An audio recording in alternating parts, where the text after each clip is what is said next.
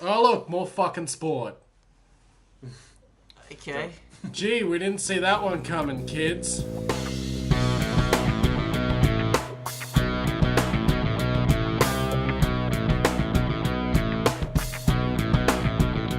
Now, who is Ellyse Perry for the initiated among us? Namely me.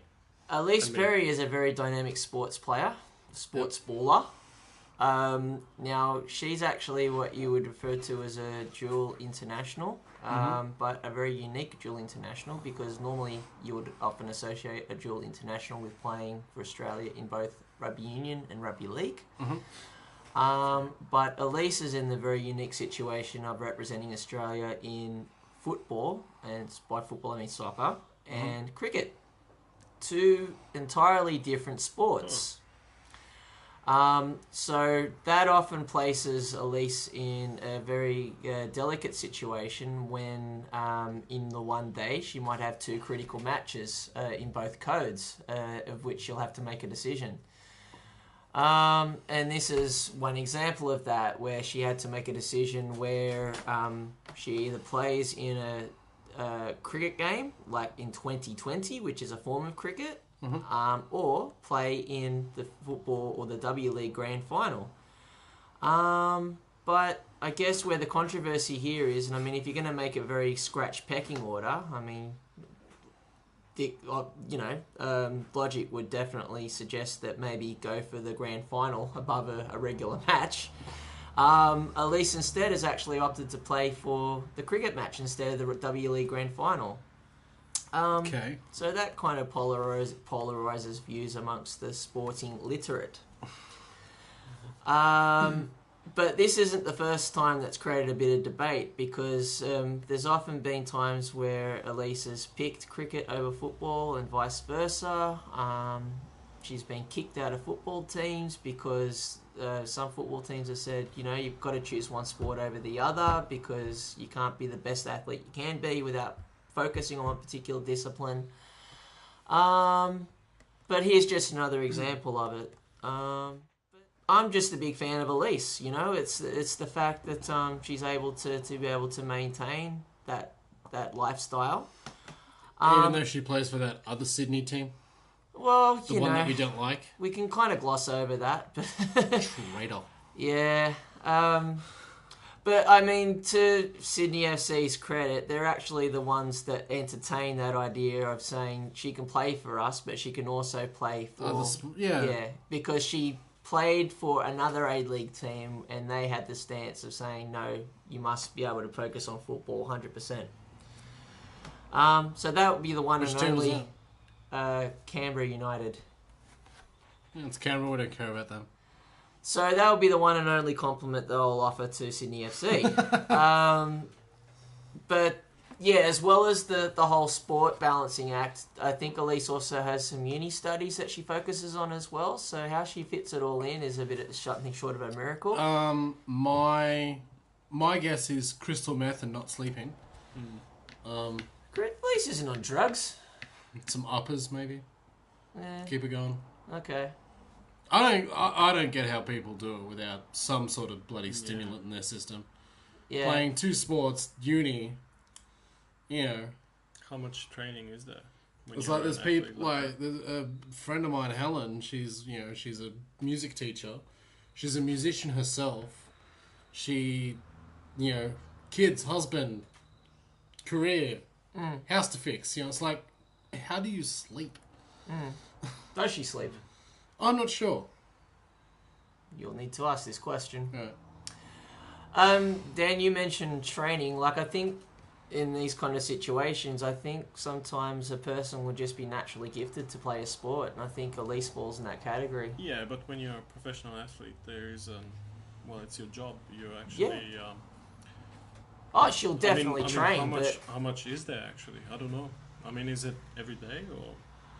Well, there's a saying, it's actually a scientific fact that to master a particular art, it requires at least 10,000 hours of practice. Sure. But with Ellyse, I think there is a bit of a prodigy aspect there, where I think she can kind of say, well, I can allocate so much training to this and allocate so much training to that compared to other athletes, but still be just as awesome as playing the sport compared to other athletes. Better not eat too many burgers, man. That's the other thing, because it's a no lifestyle, fast food. I right? don't think she often goes up to Bateau Bay to do that burger run. I mean, I would say Saving it for people like us. I mean, being completely ignorant on any of this, I would say, you know, there's fair degree of cross, you know, lateral application. You know, if you're fit, you know, you're gonna be good in many sports, you know. But you know, there are skills involved, and seeing that this is cricket, you know. Well, the other You fun fact is Ellyse Perry is also an all-rounder. She bats and bowls. Yeah, cool. Is that a euphemism? What? Sorry, bats and balls. Um, Oh, okay. yeah, sorry, it's not for Yeah, right. for those out there that that might be querying that wasn't a double entendre. So it wasn't a euphemism? No, Damn. No. no, So she can- actually literally bats and bowls. Okay. So and there is that's some yet another bit of specialization that she's not doing. Yeah, You know, is she good at all these things? I think she's just a Renaissance sword. I think. That's cool. But yeah, I can see it. That is like... especially cricket. I mean, cricket does take forever when you actually do play it. Like that's the difference, isn't it? Well, in this instance, it's a 2020 match though. What's that? 2020 is the shortest version of the game. So basically, it's the love child. To me, it's the love child of football and cricket. So a game will finish in about. It only takes 2 days. No, what is it? 2020 actually takes 3 to 4 hours. Oh, that's good. Okay, cool. So it's like closer to like normal sport times. Yes. Whereas normal cricket is like a Yeah, whole like- day or something. Yeah. Whole Cool. day and nothing. I mean, this is. I mean, apart from that, it's still probably a whole. I mean, if you're a proper athlete, you're not gonna just rock up there 5 minutes before and put on your Yeah, thing exactly. and do Yeah. like it is still your whole day. I mean, come on, especially if it's a grand final, man. Like, Yeah.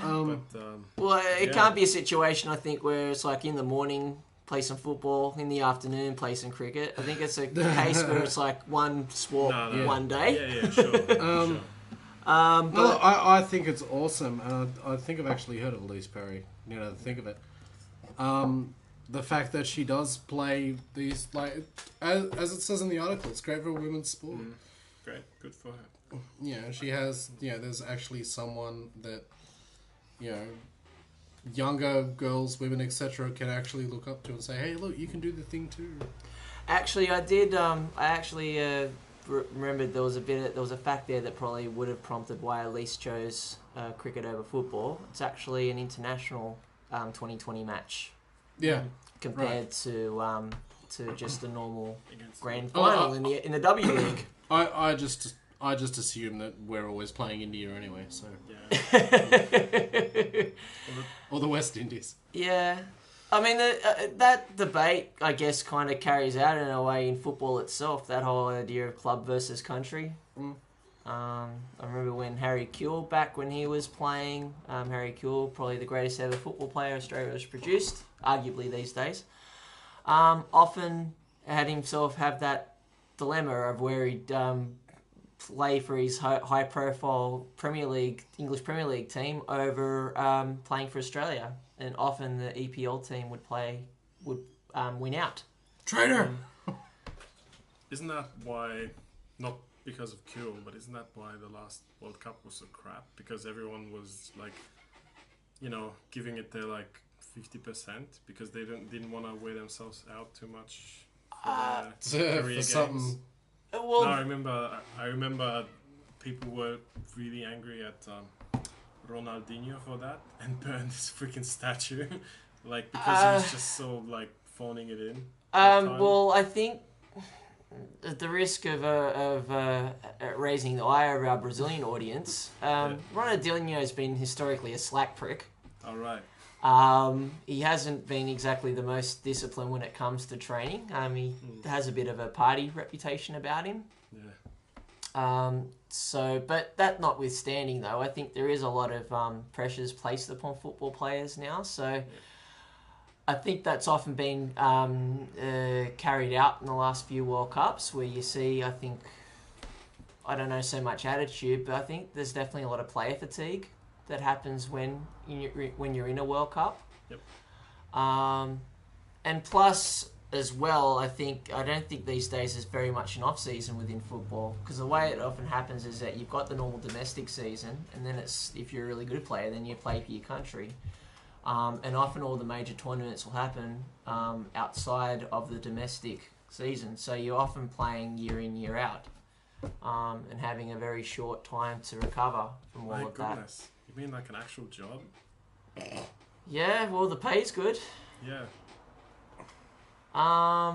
So yes, that's pretty much the demands that you have as a football player. But bringing it back to the lease, it is very unique to be able to juggle that between two codes, two distinctly different sets of skill sets and commitments. Yeah, well, as you said, like her previous team just said, "No, you can't do that."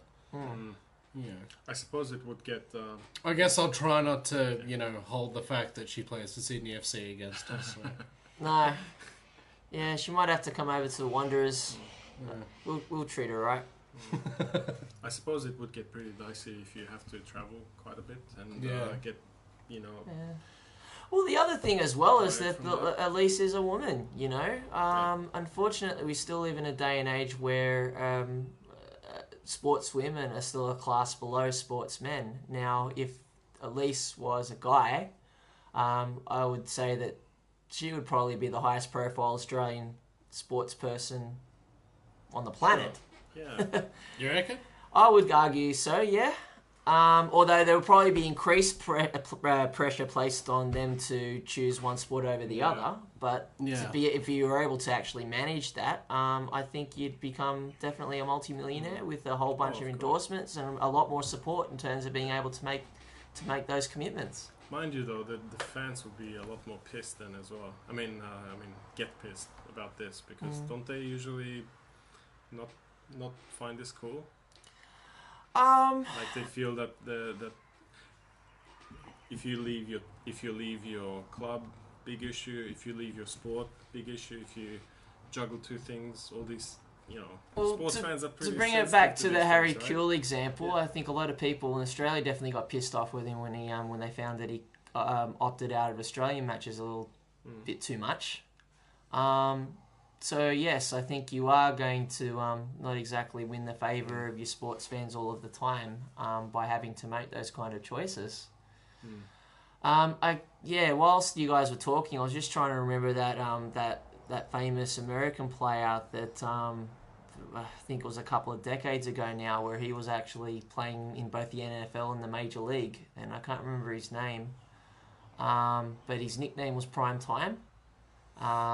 And I guess while I'm talking, Luke could actually do the research and probably put his name up on the YouTube. Do you mean Michael Jordan? Deion Sanders. That's his name. Deion Sanders, right. Deion Sanders. Primetime Deion. So he played for Atlanta Braves and also the Atlanta Falcons from memory. But the way that played out is that he ended up just settling for playing football. So he ended up having to put his eggs into one basket towards the end of it. But I'm not sure how much of that was fan pressure and how much of that was just age.